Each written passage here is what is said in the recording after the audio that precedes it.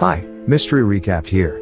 Today, I'm going to explain an American drama thriller film called Hide and Seek. Spoilers ahead. Watch out and take care.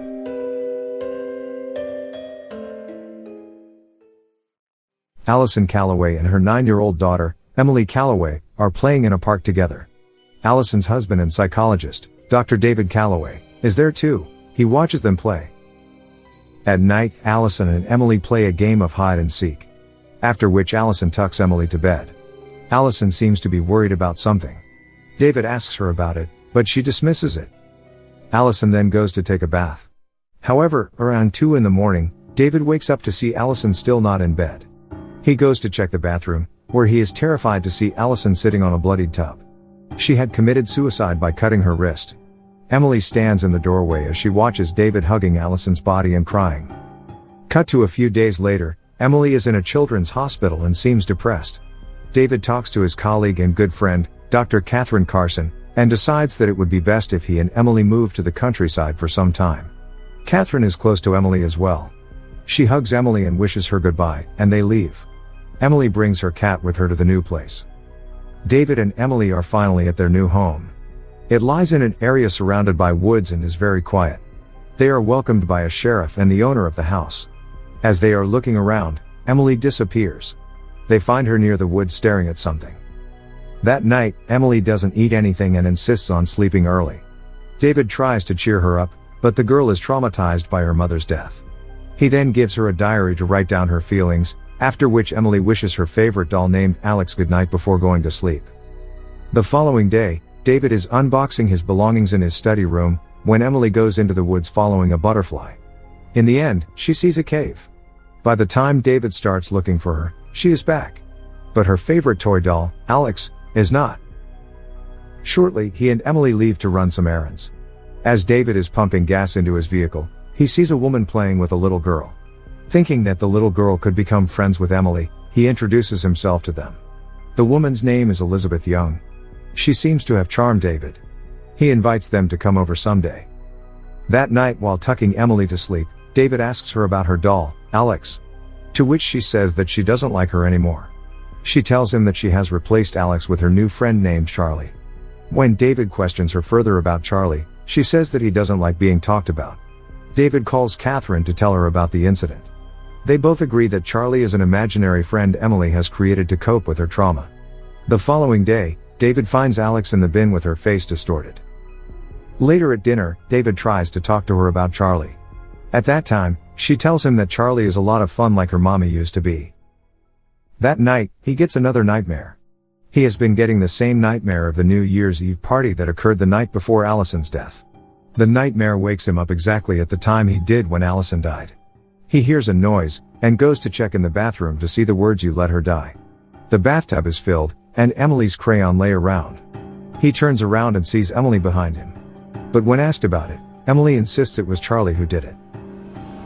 It was Charlie. The following day, Elizabeth and her niece, Amy, come over. David introduces Amy to Emily, but she seems to have no reaction. As they play, Amy is eager to become friends, so she hands her doll to Emily. But when Emily returns it back, its face is distorted like Alex's was. Emily tells Amy that she shouldn't be here. Feeling scared, they leave soon after. When David asks Emily about Amy, she replies she doesn't need any new friends and that Charlie is enough. Later, Emily plays outside as David does the dishes. He sees a man sitting beside her, so he goes out to check and finds that the man is their neighbor Stephen.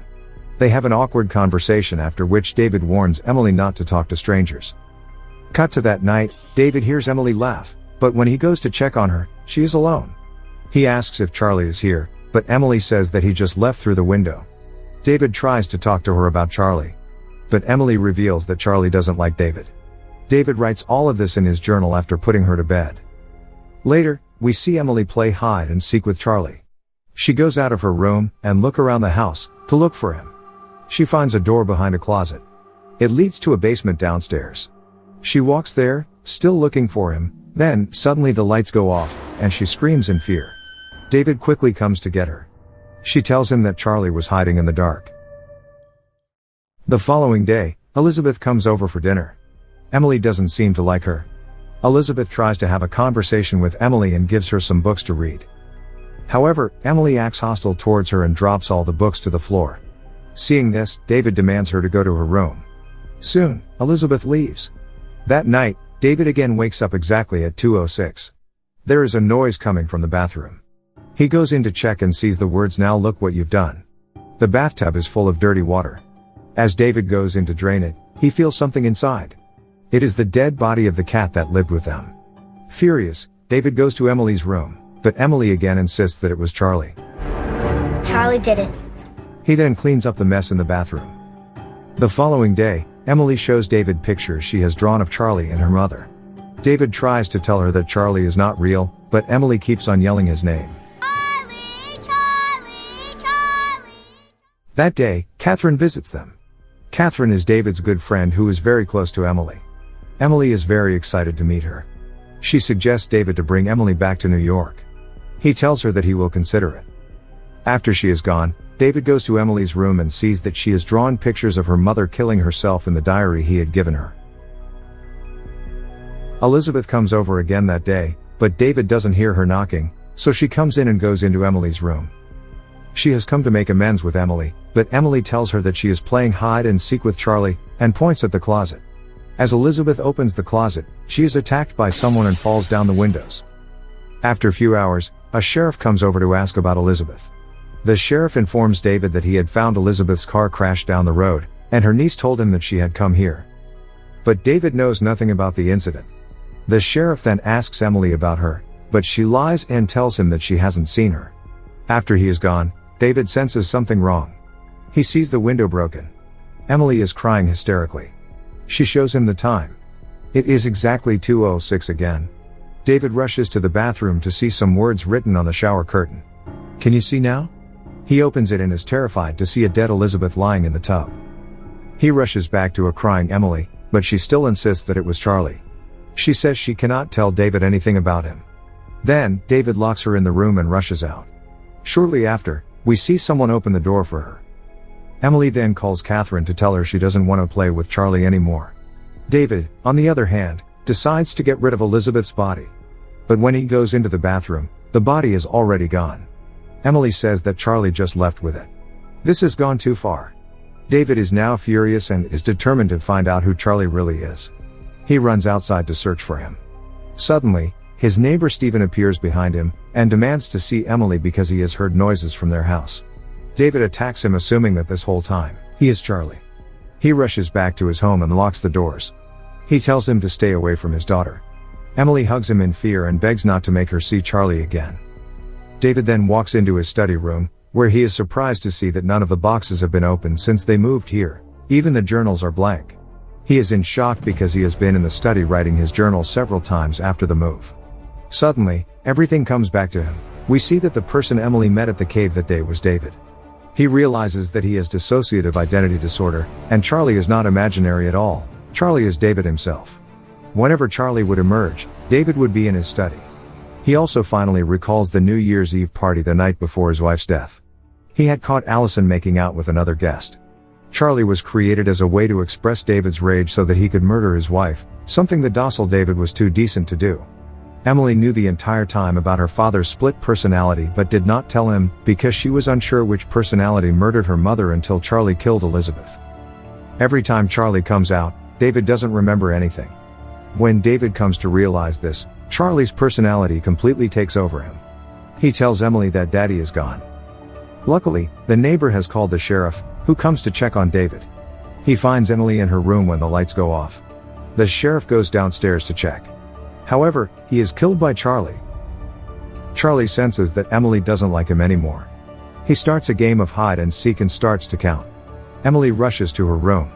Just then, Catherine arrives. As she moves down the basement, Charlie appears behind her and pushes her down. He locks her there, where she finds the sheriff's dead body. Emily, on the other hand, locks herself inside her room. Charlie breaks the door open, but Emily has already snuck out through the window and is running away to the woods. She hides in the cave. Catherine takes the sheriff's gun and runs to save Emily. Before Charlie can get to Emily, Catherine reaches the cave as well. But Charlie pretends to be David, and when she lets her guards down, he attacks her again. Emily stops Charlie from killing Catherine by distracting his attention to herself. As Charlie moves closer to kill Emily, Catherine comes in between them and shoots him to death. Cut to a few months later, Emily and Catherine have moved back to New York. They live happily now. The movie ends as the camera zooms into Emily's drawing of herself and Catherine, where she has two faces, suggesting that she might also have two personalities like her father. Now, for the explanation of the movie. It is clear by the end of the movie that David and Charlie are the same person.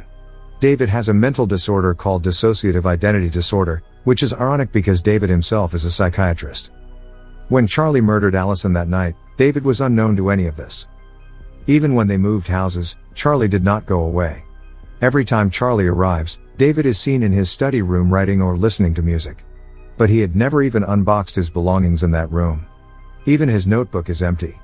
This suggests that he hallucinated all of it to avoid coming face to face with his other personality. In the movie, we also see Emily being hostile. She even purposely disfigured the face of Amy's doll. There are 3 possible reasons. The first reason is that she might do it out of dislike for Amy's aunt, Elizabeth. Second, she might do it in order to frighten Amy into staying away so that Charlie wouldn't hurt her. The third possibility is that Emily was displaying the pathological side of herself. That's my explanation for the movie Hide and Seek. Subscribe for more videos like this, turn on notifications, and leave a like to help the channel out. Thank you for watching.